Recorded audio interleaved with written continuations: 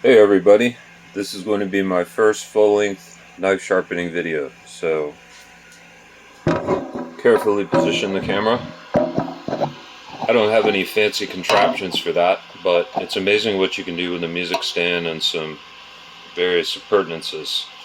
Alright, so we have here a very old Dufrense with a broken tip, Dufrense and Company chef knife. This was a 14-inch knife prior to the tip getting broken in an unfortunate accident involving a drawer. It was not broken in action. It got the tip got stuck in the corner of a drawer. The owner went to pull the knife out. It didn't come. The tip snapped. Very sad. In all likelihood, I'm going to reshape this, make a new tip.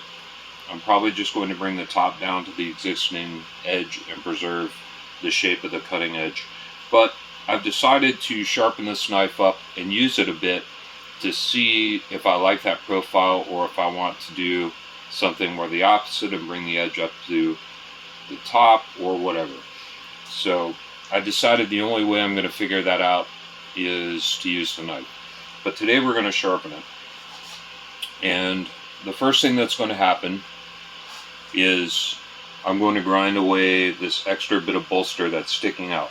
This is very common with older knives that have been used and sharpened a lot, that the edge gets sharpened right down to here and wears away and such, and then this bolster is left sticking out.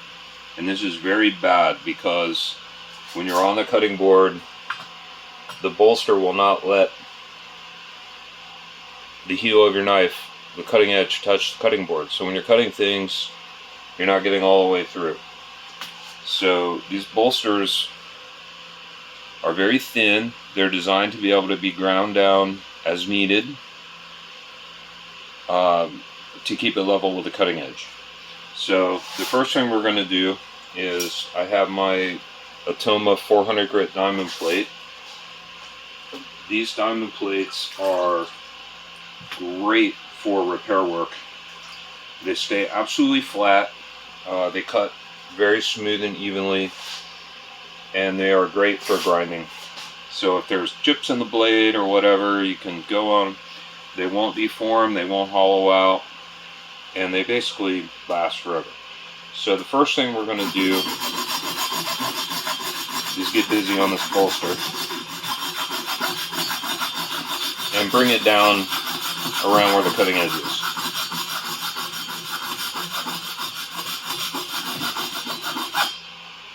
Oh, we're almost there already. Jeez, I love this diamond plate. It's great for this kind of thing.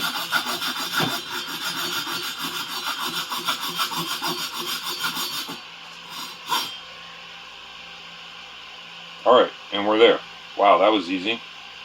Imagine better cutting performance with like 20 seconds of grinding away at the bolster.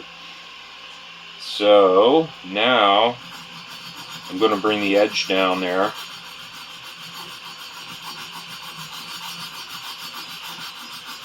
And just kind of straighten all that out. So these bolsters are great in the sense that they aid with the grip and they provide some finger protection to keep you away from the blade, and they strengthen the heel of the knife a little bit. But they get in the way of sharpening. A lot of modern chef knife designs either have a bolster which ends significantly above the cutting edge, or they are simply bolsterless. And they just make the top of the blade a little fatter so you can grip it nicely.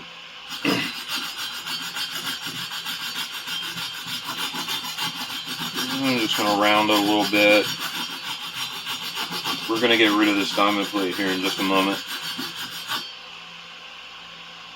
Despite the age of this knife, the cutting edge is in extremely good shape, which is why I thought this would be a good one to sharpen for you guys, because it's not going to take all day.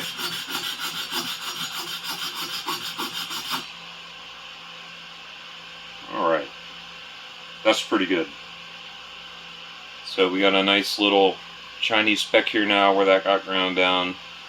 but it's going to be great. I'll be able to sharpen right up to the bolster, and then using the knife, it will go flat right down to the cutting board, and I'll be able to cut food all the way down to the heel. It's going to be wonderful. Alright, so let's get rid of the 400 grit that's on my diamond plate. And I'm going to pull up, I have stone soaking here. I'm going to pull up my 400 grit whetstone, and we're going to rough out this edge. Now, I haven't sharpened this knife before, so I'm forced to do some guesswork as far as what it's going to need, but the edge is in very good shape. Pardon me while I pause for some liquid refreshment.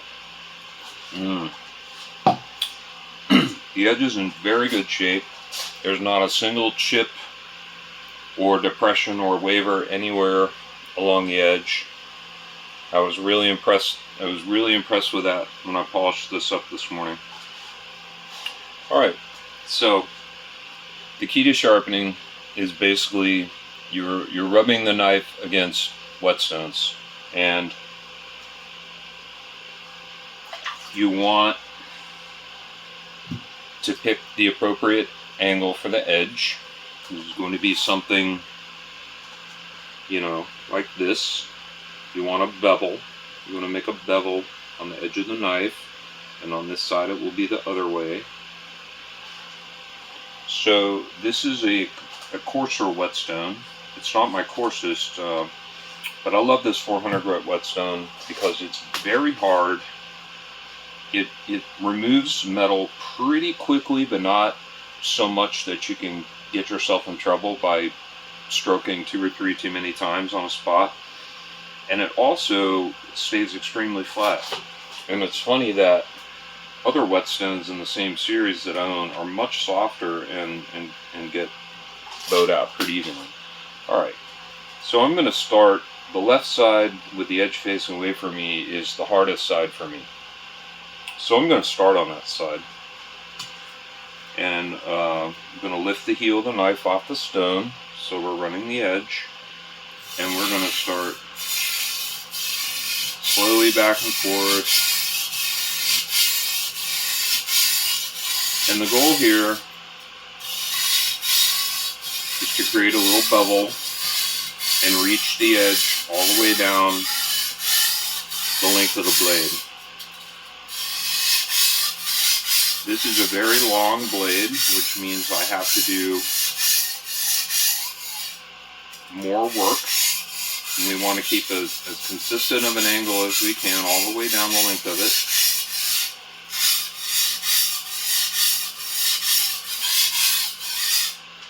I stop often when I do this process. I stop often and just kind of see what's happening. I see we're starting to get a little shiny edge there, but we have a ways to go.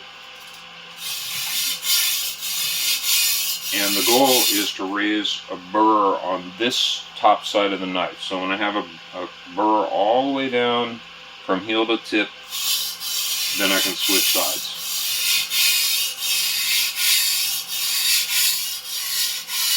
This 400 grit stone is very hard. It's very thirsty.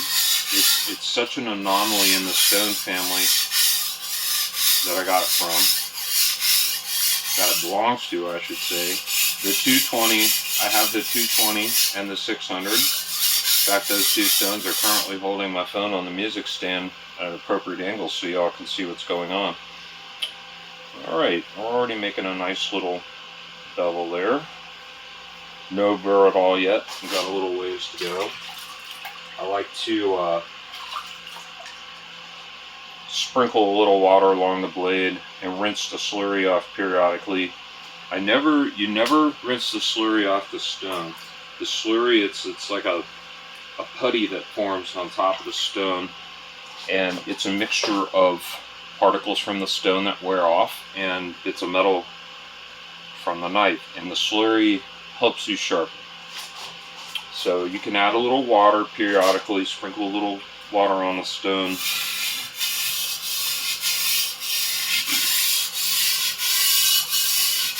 so that you get good lubrication and the blade moves smoothly on the stone.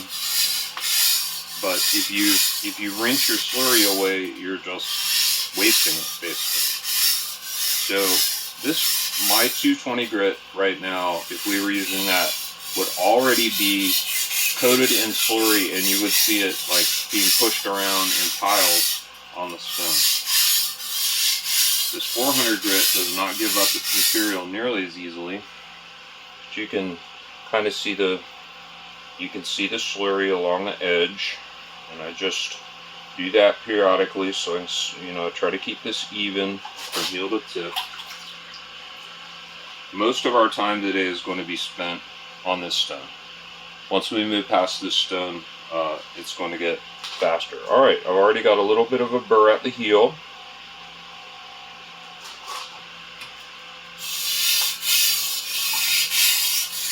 So hopefully we'll be done on this side pretty soon. As far as sharpening angles go, every knife's a little different, and the typical sharpening angle for a European style chef knife is going to be somewhere in the like 15 to 17 degree range.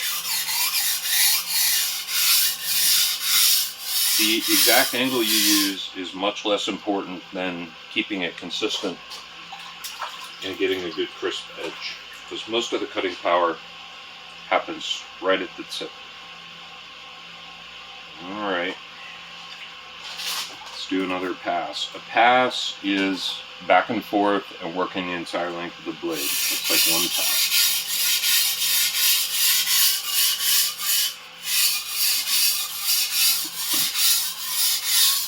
As I move down toward the tip, I adjust the direction of the knife a little bit so that I can get in there, get the tip.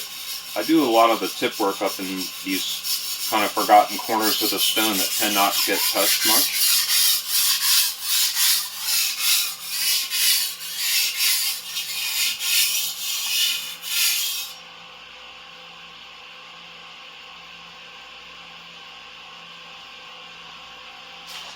Alright, let's do another one.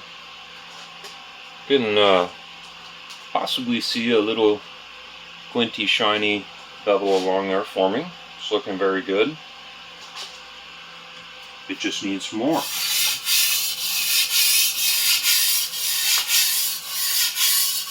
So the main thing with this, you want to keep the fingers of your non-dominant hand over the stone so that you're applying a little bit of pressure.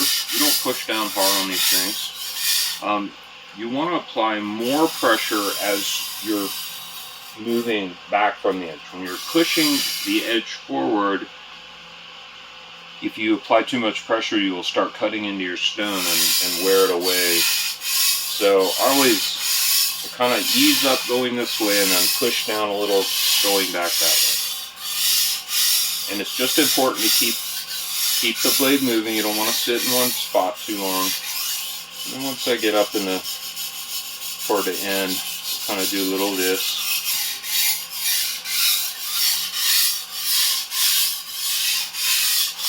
It's probably the first time this knife has been sharpened in many decades. So the edge actually wasn't too bad. A little bit rolled over. Getting a nice bevel now. And I can start to see places like maybe I might need a little more work right here. I'm getting a little burr at the tip now. Little burr down, now the burr is creeping in. So the tip and heel of the knife are now feeling a burr. So we're dealing with the center section mostly.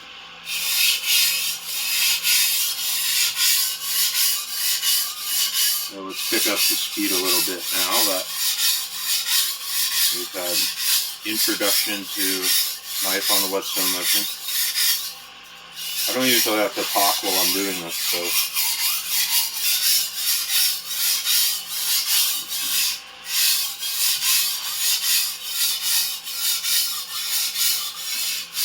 also sharpening these very, very large knives is distinctly different experience for me. Prior to this, prior to acquiring these two enormous old antique chef knives, my largest knife blade was about 8.5 inches long, which is just an absolute piece of cake compared to this. So everything you do on these takes more time.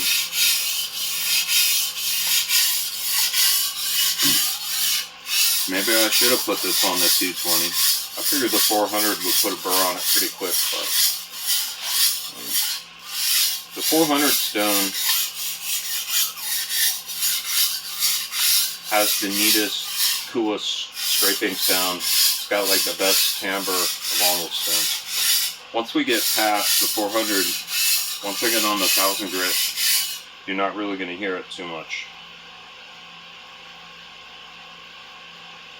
The 1000 grit, from the 1000 grit stone on up, the knife just really glides on the stone, and you just don't hear a lot of sound. It's a very silky kind of motion. These core stones grab the knife a little more. You have to make sure to keep the surface nice and moistened as you work. So the right hand holds the knife in such a way that you can keep good control of the angle. The left hand helps guide the knife and supplies a little bit of pressure.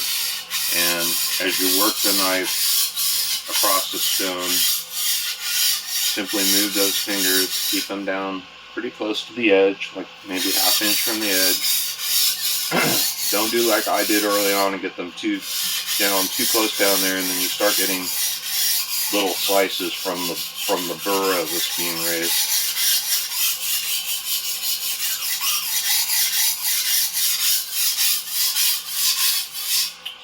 Really no limit to how fast you can go as far as the motion on the stone.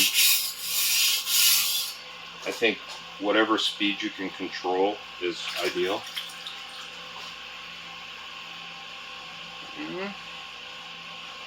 Let's see. No, I've got a little bit of work left. This is very hard steel. Old school carbon steel. No stainless steel back then. And this knife was made sometime between 1891 and 1920.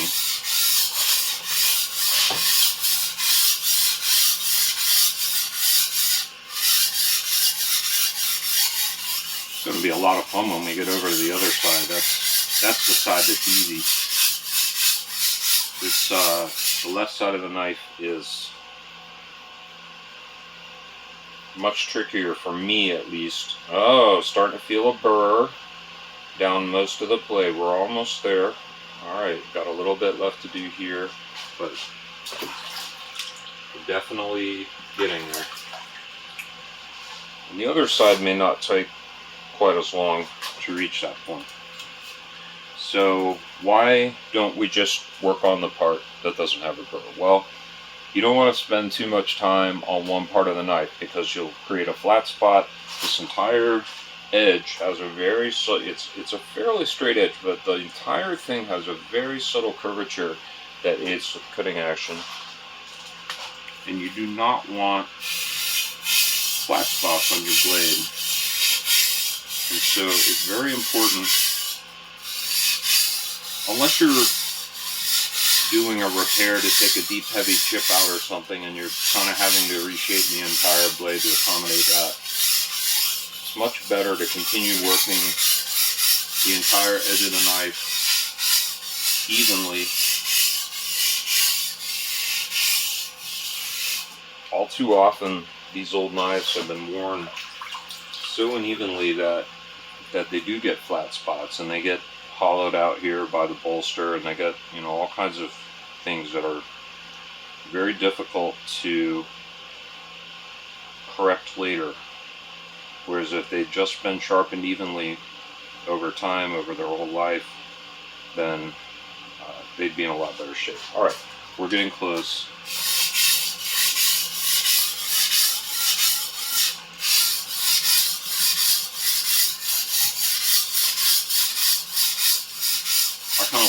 sound.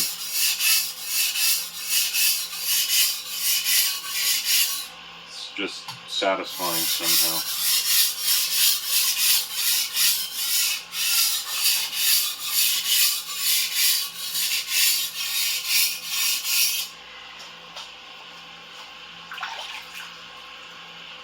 Sometimes the slurry will get up on your edge and makes it hard to feel that the burr's there. Alright, we've got one, let's see, one little spot.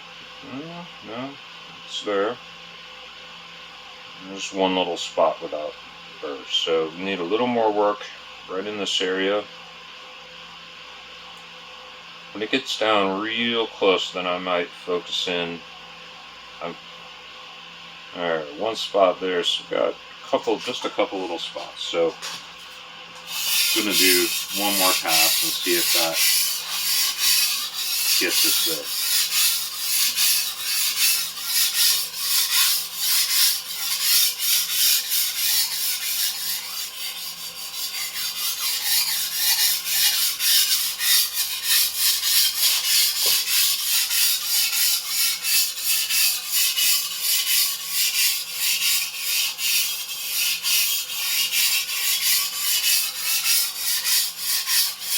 Pass and a half. Let's see how we do. Alright, burr.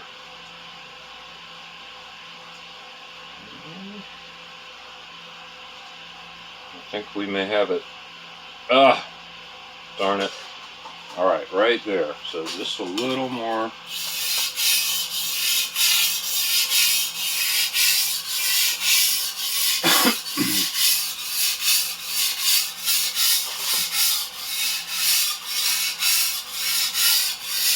Pardon me if I get myself in the shot in the way to action. I don't exactly have a great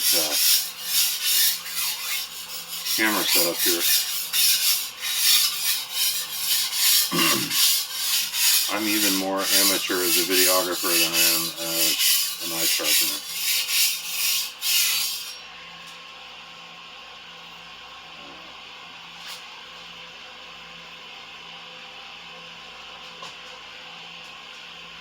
There's a tiny spot on the blade right here where it's either a little bit, tiny bit thinner there, or it's a very slight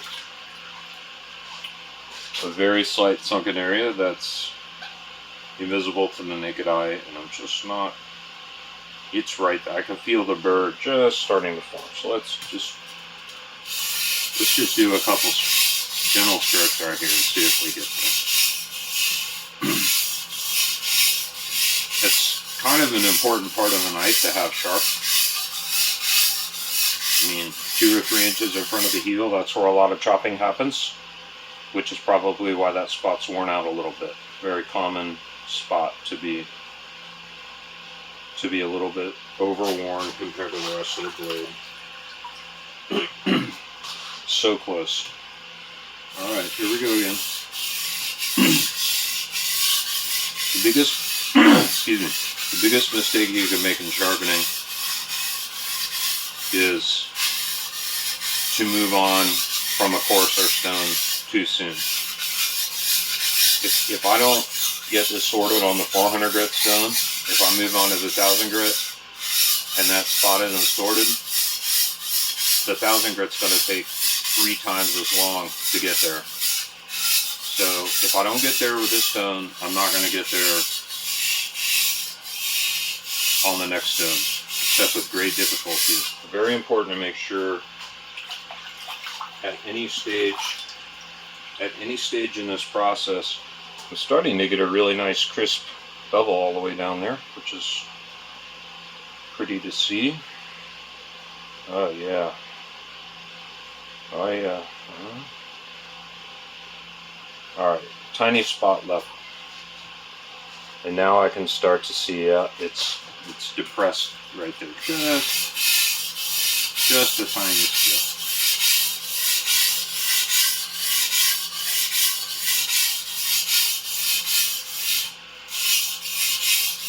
I'm just going to work the first few inches of the blade by itself just for a little bit. You've got a very good burr all the way down the rest of the blade, so there's no need to keep working that end of the blade.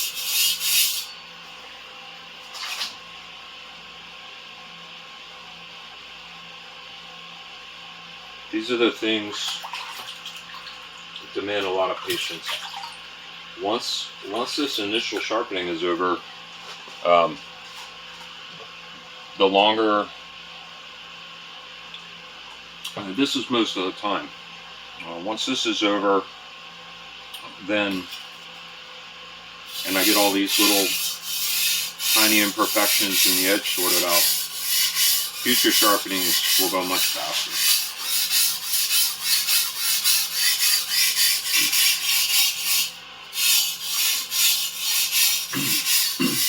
Getting this, especially with an old, excuse me, an old or very worn knife,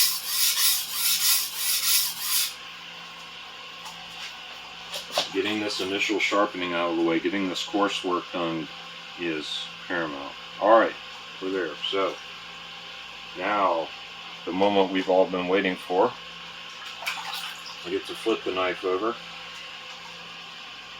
and do the side that I really like. I'm going to start at the tip. So this side's easy because you don't have to worry about the handle hitting the stone, because you're set up like this for a right-hander. And so I strive to hold about the same angle that I did on the other side. And now that we've got a nice burr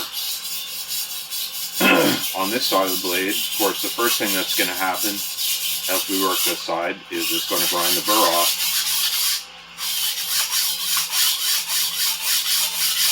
This side tends to go a lot faster. I can keep more of the knife on the stone at the same time. And typically, I'll raise a burr on this side faster than on the other side.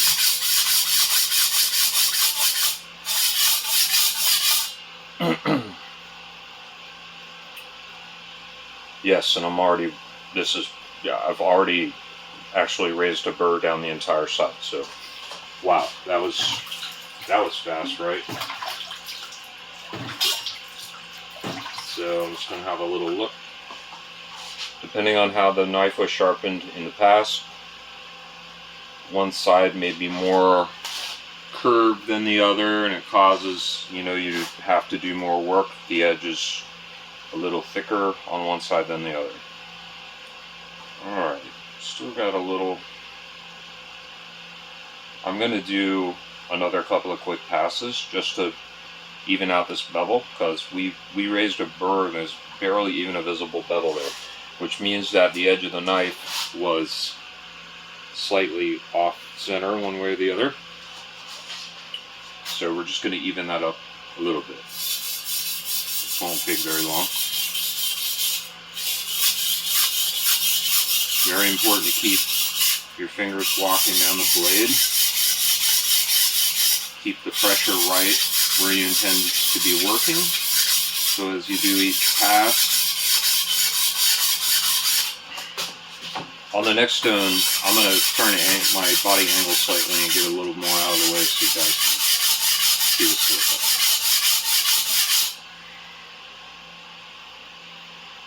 I have a lot more control on this side, which means I can saw away at it a lot faster, which then means I can get the side done faster. It's one of the reasons that I do the left side of the knife first. Alright. So we now have raised a burr on both sides. We have a bevel. Get some of that slurry off there. So before I move on to the 1000 grit stone, the one thing I want to do is get rid of the majority of this burr. And the way we do that is to do some, I need a little bit, wait a minute. Okay, need a little more work here in the heel, so let's just knock that out. But what's going to happen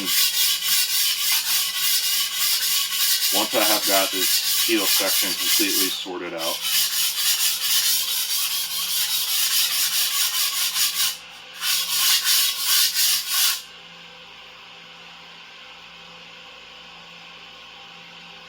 now I've got it.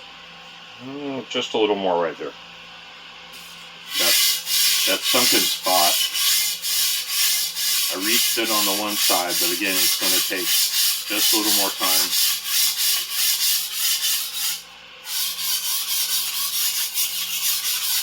Try to kind of keep things even, keep the knife moving on the stone, not sit in one spot too long.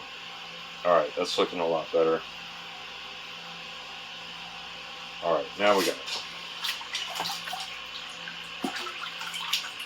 So before I move on, now this knife now has a burr all down this side, sticking out. It's like just a wire of metal that gets rolled over from the sharpening process. So the way we get rid of that is we do stropping type strokes on the stone. And the goal here is very light pressure, and we're just going from heel to tip, or tip to heel, and just a light run of the edge down the stone. So I'll trade sides a couple of times, and this just cleans the edge, gets most of the excess material off, and that's pretty darn sharp now already. I mean, the edge is going to get a lot sharper, a lot more refined as we move on. Alright, so let's get rid of this stone. Good job, 400 grit stone. I really like that stone, did I mention that? Alright, set that down. Put the stone back in the water. Just let it enjoy its nice bath. Won't need that for a bit. Okay, the next stone, this is my Suihiro Dabato 1000 grit stone. This is a Japanese stone. And this is what's called a splash and go stone. It does not need to soak in the water. You literally just splash some water on it and it's ready to go. There's this thing called a Nagura stone which comes with it, which you use to clean and prep the surface of the stone. And I've already done that. I typically do it after I use the stone, so that it's ready to go for next time. Alright, so I'm going to start again on my side that I hate. I don't really hate it. It's just my dummy side.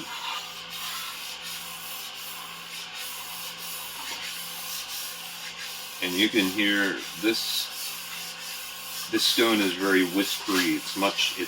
The knife just glides over it like it feels very smooth. Get some of this tip work up in this corner where I don't usually do a lot.